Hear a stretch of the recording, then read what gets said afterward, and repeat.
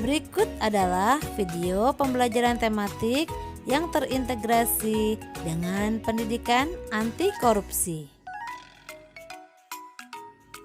Adapun nilai-nilai yang ditanamkan dalam pendidikan anti korupsi adalah sebagai berikut: berani, sederhana, kerja keras, tanggung jawab, disiplin, mandiri, peduli, jujur, dan adil.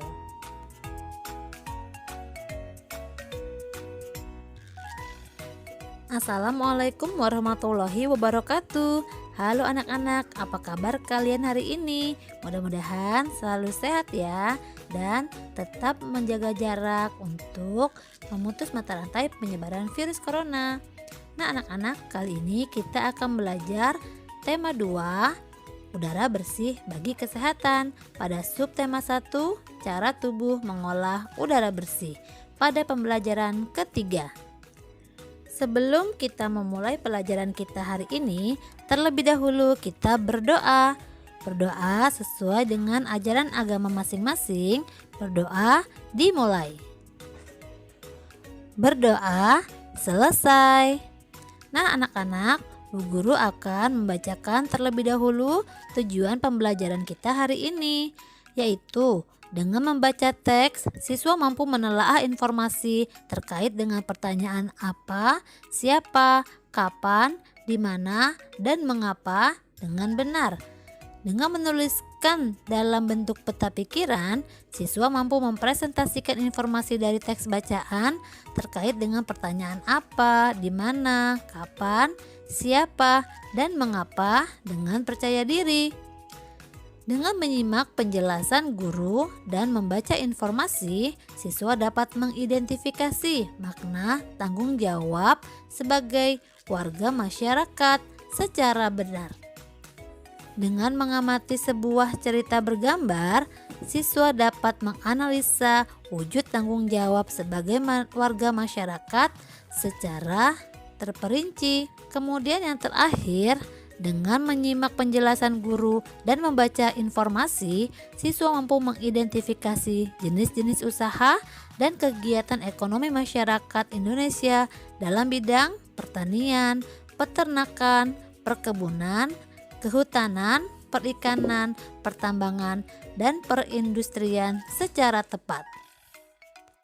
Yuk langsung saja kita mulai pembelajaran hari ini. Semua makhluk hidup memerlukan oksigen untuk bernafas. Oksigen tersedia melimpah jika lingkungan kita bersih dan banyak tumbuhan hijau. Menciptakan lingkungan bersih dan banyak tumbuhan hijau menjadi tanggung jawab kita.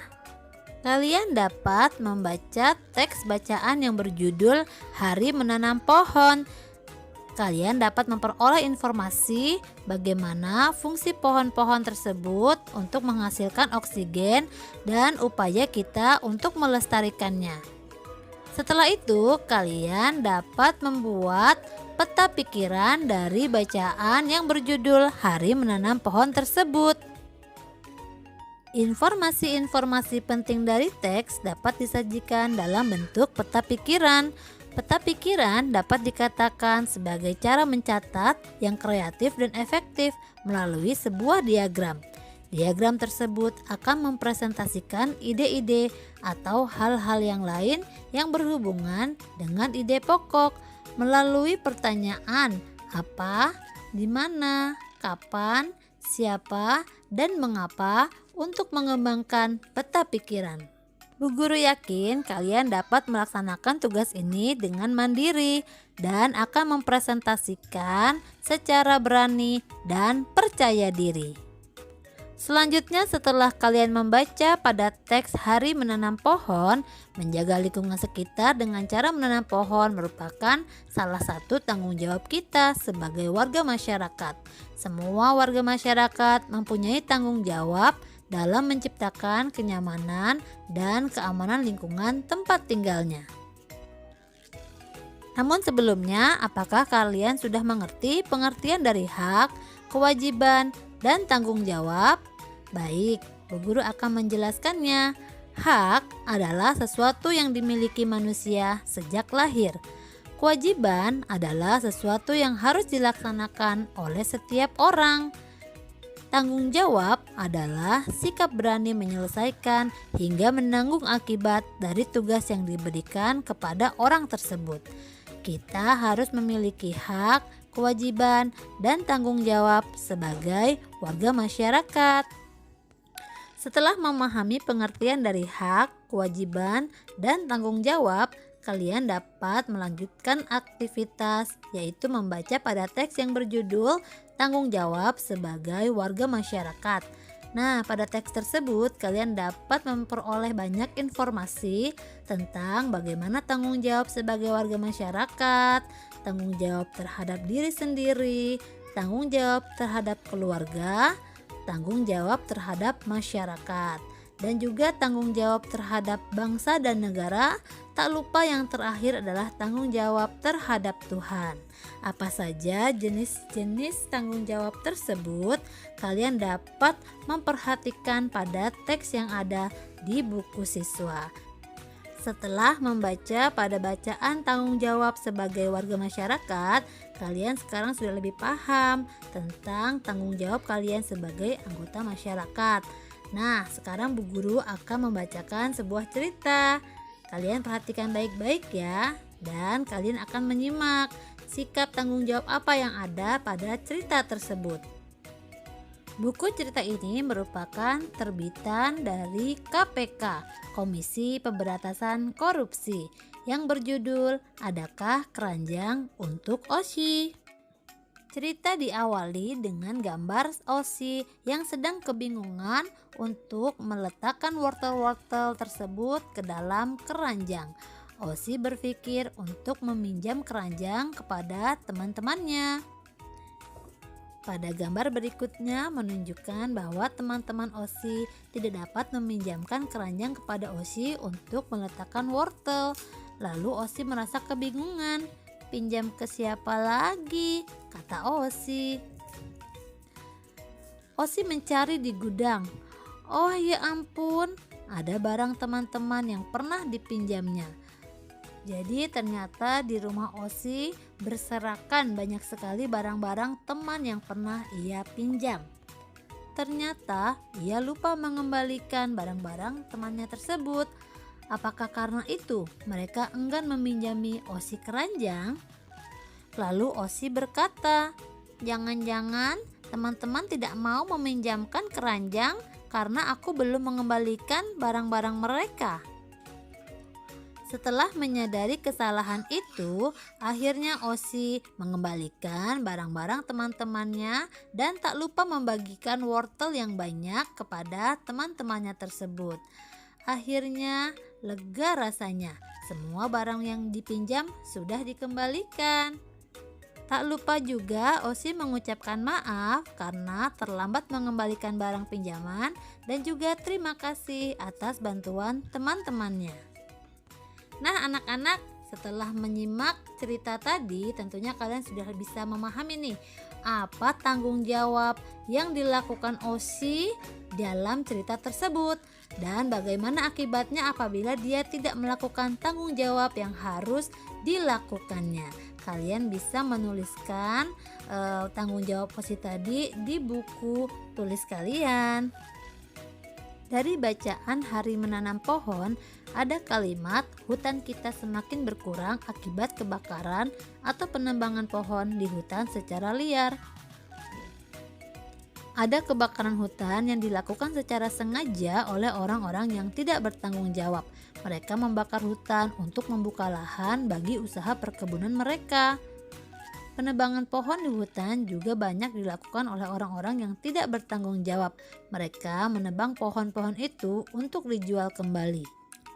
Batang pohon memang mempunyai banyak kegunaan. Banyak perajin yang memanfaatkannya sebagai sumber penghasilan. Mereka membuat beraneka barang kerajinan lalu menjualnya dengan harga tinggi. Berikut barang kerajinan dari batang pohon. Selain jenis usaha tersebut, masih ada jenis usaha lain. Jenis usaha apakah itu? Mari kita baca bacaan yang berjudul Jenis-jenis Usaha Ekonomi Masyarakat. Pada teks tersebut, kalian dapat memperoleh informasi jenis-jenis usaha pada bidang agraris, peternakan, perikanan, pertambangan, kehutanan, perdagangan, dan perindustrian. Bu Guru yakin kalian akan membaca teks ini dengan jujur dan mandiri. Setelah membaca teks yang berjudul jenis-jenis usaha ekonomi masyarakat, kita dapat mengidentifikasi jenis-jenis kegiatan ekonomi tersebut. Berikut jenis kegiatan yang dapat dilakukan manusia untuk memenuhi kebutuhannya. Pada bidang pertanian atau agraris, bentuk kegiatannya adalah bercocok tanam dan memanen hasil pertanian. Pada bidang perkebunan, bentuk kegiatannya adalah menanam kopi, teh, kelapa sawit, tebu, dan karet. Pada bidang peternakan dapat dilakukan dengan pembudidayaan hewan ternak. Pada bidang perikanan dilakukan pembudidayaan ikan tawar dan air laut. Pada bidang kehutanan dapat dilakukan dengan meningkatkan hasil hutan dengan menanam tumbuhan kayu. Pada bidang perindustrian dapat mengolah bahan mentah menjadi barang jadi. Yang terakhir pada pelayanan jasa, bentuk kegiatannya adalah melayani masyarakat. Setelah kita mempelajari jenis-jenis usaha ekonomi masyarakat, kita dapat menyimpulkan bahwa sebagai manusia kita harus bekerja keras untuk dapat memenuhi kebutuhan kita sehari-hari dengan berbagai bidang usaha yang dapat kita lakukan. Nah, anak-anak, kita harus bersyukur bahwa kita hidup di Indonesia yang penuh dengan potensi alam yang dapat kita lestarikan untuk memenuhi kebutuhan kita sehari-hari. Hari ini kita sudah belajar tentang bagaimana menemukan informasi dalam teks dengan menggunakan peta pikiran. Kemudian kita juga sudah belajar tentang tanggung jawab dalam masyarakat, dan juga kita belajar tentang jenis-jenis usaha ekonomi masyarakat. Nah, anak-anak, terima kasih perhatiannya, dan sebelum kita menutup pembelajaran hari ini, kita akan berdoa. Berdoa dengan menurut ajaran agama masing-masing. Berdoa dimulai. Berdoa selesai. Terima kasih atas perhatiannya. Sampai jumpa di video berikutnya. Salam anti korupsi. Berani jujur, hebat. Wassalamualaikum warahmatullahi wabarakatuh. Dadah.